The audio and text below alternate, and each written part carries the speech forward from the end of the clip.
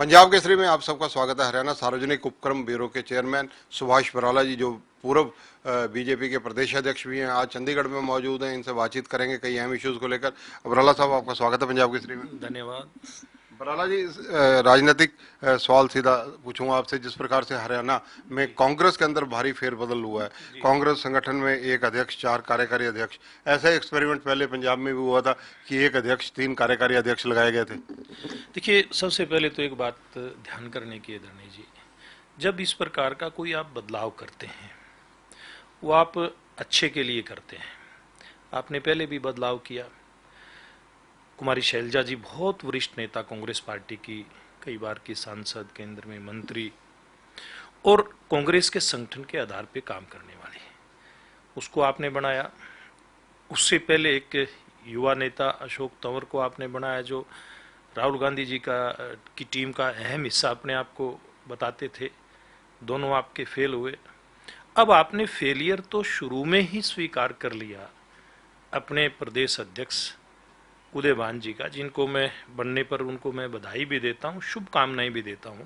लेकिन कांग्रेस पार्टी ने जो एक संदेश दिया है 4 साथ में कार्यकारी अध्यक्ष बना करके, कि उदयभान के अंदर इतनी क्षमता नहीं है कि वो कांग्रेस पार्टी को अपने दम के ऊपर चला सके। 4 बैसाखियां उनको देना, ये इसी बात का संकेत करता है कि वो मजबूत आदमी नहीं है।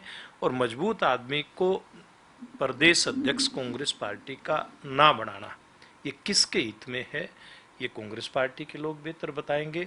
लेकिन मैं तो इतनी एक बात जरूर कहना चाहूँगा कि कांग्रेस पार्टी ने इस प्रकार से जो बदलाव किया है वो अपने फेलियर को साबित कर रहा है। पूर्व अध्यक्षों को भी उन्होंने फेल साबित कर दिया, उनकी कार्यसमितियां भी गठित नहीं हुई, और वर्तमान के 4 बैसाखियां लगा करके उनको आपने पहले ही फेलियर साबित कर दिया। हरियाणा के अंदर भूपिंदर सिंह हुड्डा, जो नेता प्रतिपक्ष हैं, पूर्व मुख्यमंत्री हैं, 10 साल के करीब चीफ मिनिस्टर रहे हैं, उनके खेमे में बहुत खुशी की लहर देखी जा रही है। उनका कहना है, उनके समर्थकों का कहना है कि अब हरियाणा में कांग्रेस बहुत मजबूत हो गई है और सत्ता में आने से कोई नहीं रोक सकता, क्योंकि जो सेंटर अपना आला कमान है कांग्रेस की, उन्होंने पूरा भरोसा किया है। देखिए, ये खुशी उनकी गुटबाजी को दर्शाता है कि पहले जो अध्यक्ष बने थे, इसका मतलब ये है कि उनकी अगर कार्यसमितियां नहीं गठित हुई तो हुड्डा साहब के कारण से नहीं गठित हुई। इसका मतलब तो ये है, अब उनका खुश होना, नई टीम बना करके नया अध्यक्ष हरियाणा कांग्रेस को दे करके वो खुश हो रहे हैं। तो इसका मतलब ये है कि उन्होंने जो पहले जो 2 अध्यक्ष फेल हुए, वो अपने कारण भी फेल हुए होंगे, लेकिन उनको फेल किया भी गया होगा। तो ये खुशी ज़्यादा दिन तक टिकने वाली नहीं है, क्योंकि ये जो गुटबाजी है कांग्रेस पार्टी की, ये अब जग जाहिर हो चुकी है। आप भाजपा संगठन के हरियाणा के प्रमुख रहे हैं, संगठन की राजनीति पर आपकी पूरी कमांड है, पूरी पकड़ है। कांग्रेस में जो ये फेरबदल हुआ, उसको देखते हुए बीजेपी पर क्या प्रभाव पड़ेगा, या बीजेपी को क्या सावधानियां रखनी पड़ेंगी?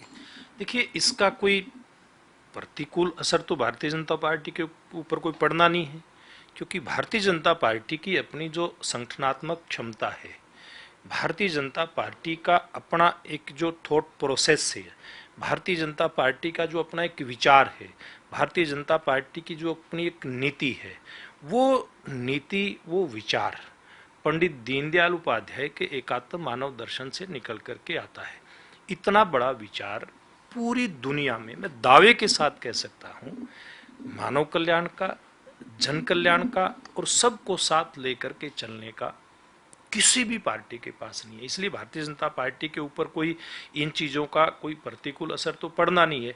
हाँ, कांग्रेस पार्टी अगर देश के अंदर कमजोर होती है, प्रदेश के अंदर कमजोर होती है, तो निश्चित रूप से एक लोकतांत्रिक व्यवस्था के अंदर एक मजबूत दल का जो होना बड़ा जरूरी होता है। वो जरूर मतलब एक पूरे राजनीतिक क्षेत्र के लिए एक इस प्रकार की घटनाओं से नुकसान जरूर होता है। मजबूत विपक्ष चाहे देश के अंदर, प्रदेश के अंदर होना बड़ा जरूरी है। लेकिन ये तो ऐसे देश के प्रधानमंत्री नरेंद्र मोदी जी काफ़ी सालों से कहते हैं कि देश कांग्रेस मुक्त होगा, तो अपने कर्मों से ही ये देश, कांग्रेस के कर्मों से ही कांग्रेस मुक्त होता जा रहा है, होता दिखाई दे रहा है। पंजाब के अंदर आम आदमी पार्टी की सरकार बनी। आम आदमी पार्टी की सरकार ने एक विधायक एक पेंशन की बात की, संवैधानिक मान्यता तो उसको अभी तक नहीं मिली। आपकी अपना सोच क्या है कि क्या होना चाहिए इस मामले में? देखिए, ये चीज़ें कोई आज से व्यवस्था लागू नहीं है और मैं अकेला इसमें कुछ टिप्पणी करूं वो भी कोई इसका मायने नहीं है। सत्ता पक्ष विपक्ष सब मिल बैठ करके कोई योजना बनाए और उसमें एक चीज और देखने की है। अब कांग्रेस पार्टी की सरकार पंजाब के अंदर पहले थी, उसको हटा करके और लोक लुभावन नारे दे करके आम आदमी पार्टी सत्ता में तो आ गई पंजाब के अंदर, और पंजाब में तो उन्होंने कर दिया। लेकिन दिल्ली में इनकी सरकार कितने सालों से है? केजरीवाल वहाँ के कांग्रेस इसके आम आदमी पार्टी के सर्वे सर्वा हैं और वहाँ के मुख्यमंत्री हैं। उनको दिल्ली के अंदर तो ये एक पेंशन वाली बात याद नहीं आई। हाँ, लेकिन मैं इतनी एक बात जरूर कहूँगा कि सब मिल करके कोई रास्ता इस प्रकार का तय करेंगे तो भारतीय जनता पार्टी उसके साथ खड़ी मिलेगी। आम आदमी पार्टी की हरियाणा में सक्रियता बढ़ रही है, पंजाब में जो 92 सीट मिली उससे काफ़ी ज़्यादा उत्साहित नजर आ रहे हैं।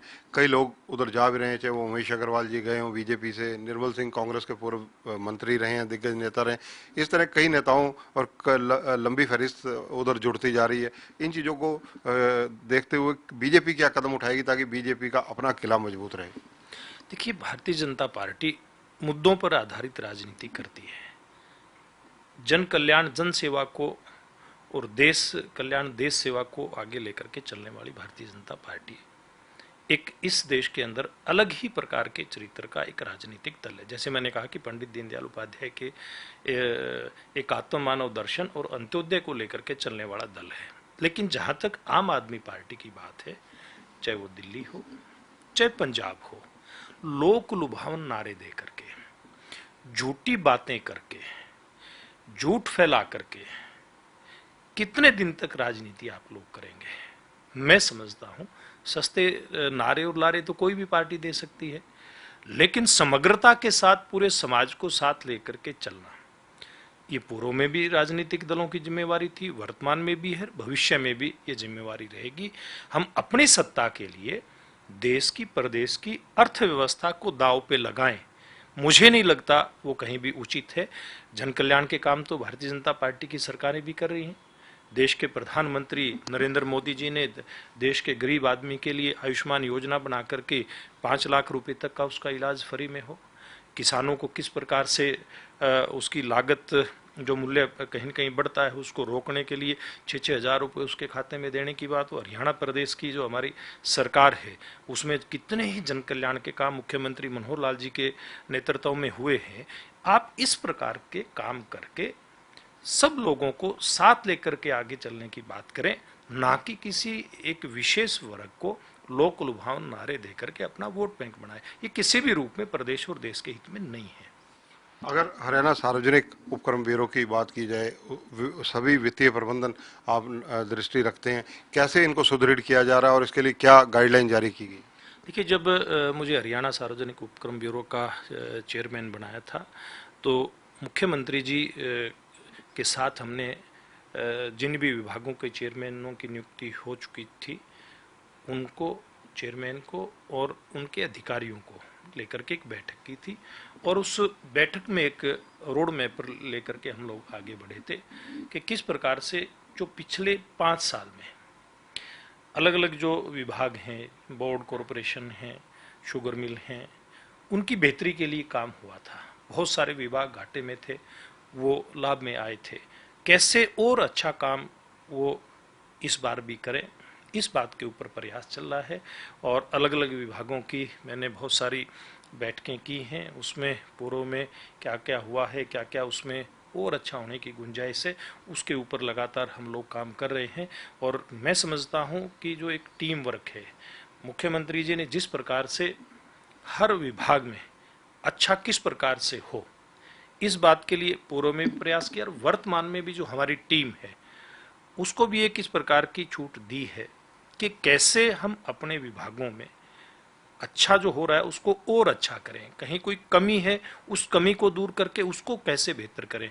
इस बात का जो प्रयास शुरू हुआ है, मुझे लगता है कि भविष्य में एक अच्छा रिजल्ट ये लेकर के आएगा। उपक्रम ब्यूरो में जितने भी आपके बोर्ड और अन्य संस्थाएं हैं, इन पर भ्रष्टाचार सीएम साहब भी खुद भी चिंतित हैं कि भ्रष्टाचार कंट्रोल होना चाहिए, इसी इसके लिए विजिलेंस भी मजबूत किया उन्होंने, सीबीआई के रिटायर्ड अफसर भी लगाए।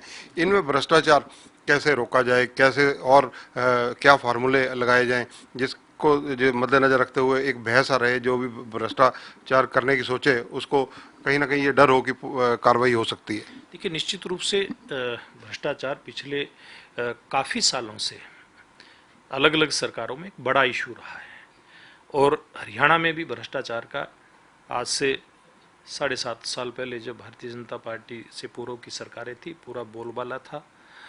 मैं समझता हूं कि ये सरकार आने के बाद बाकी विभागों के साथ साथ सरकार की जो बाकी इदारे हैं उनके साथ साथ बोर्ड कॉरपोरेशन में भी भ्रष्टाचार में काफ़ी कमी आई है, क्योंकि मुख्यमंत्री जी की जो भ्रष्टाचार के प्रति जीरो टॉलरेंस की पॉलिसी है उसके ऊपर चलते हुए और सब विभाग काम कर रहे हैं। निश्चित रूप से जब मुखिया ईमानदार होता है और उनके साथ के लोग ईमानदारी के साथ काम करते हैं तो फिर हर विभाग में एक ये मैसेज आता है कि अगर कहीं कोई गलत काम करेगा तो निश्चित रूप से उसका दंड उसको भुगतना पड़ेगा, और भ्रष्टाचार ना हो इसके लिए पैनी निगाह हम सब लोगों की हर विभाग के ऊपर रहती है। और मैं समझता हूं कि पूर्व के मुकाबले, जैसे मैंने पहले कहा, भ्रष्टाचार काफ़ी कम हुआ है, और जहां कहीं भी इस प्रकार का कभी कोई मामला आता दिखाई देता है तुरंत उसके ऊपर कार्रवाई होती है, और भविष्य में भी अगर कहीं कोई इस प्रकार की बात दिखाई देगी तो निश्चित रूप से बड़ी कार्रवाई के लिए जो भी भ्रष्टाचार करेगा उसको तैयार रहना होगा। धन्यवाद सुभाष बराला जी। तो ये हैं सुभाष बराला, बीजेपी के दिग्गज नेताओं में शुमार हैं। कांग्रेस पर सीधा कटाक्ष कि कांग्रेस ने 4 बैसाखियां देकर प्रदेशाध्यक्ष की नियुक्ति की है, कांग्रेस कितनी मजबूत है इसी से अंदाजा लगता है, ये कहना है सुभाष बराला जी का। और इसके अलावा भ्रष्टाचार को लेकर जिस प्रकार से मुख्यमंत्री जी खुद सजग हैं, हरियाणा उपक्रम सार्वजनिक ब्यूरो जो है, यहाँ भी सुभाष बराला जी ने गाइडलाइन जारी कर रखी हैं, पूरी पैनी निगाह रखे हुए हैं ताकि जो भ्रष्टाचार है उस पर अंकुश लग सके। कैमरामैन संजय सिंह के साथ चंद्रशेखर धरनी, पंजाब केसरी टीवी, चंडीगढ़। हमसे जुड़े रहने के लिए हमारे YouTube चैनल को सब्सक्राइब करें और नई वीडियो की नोटिफिकेशन के लिए बेल आइकॉन को दबाएं। अगर आप ये वीडियो Facebook पर देख रहे हैं तो लाइक जरूर करें और ज्यादा से ज्यादा शेयर करें। धन्यवाद।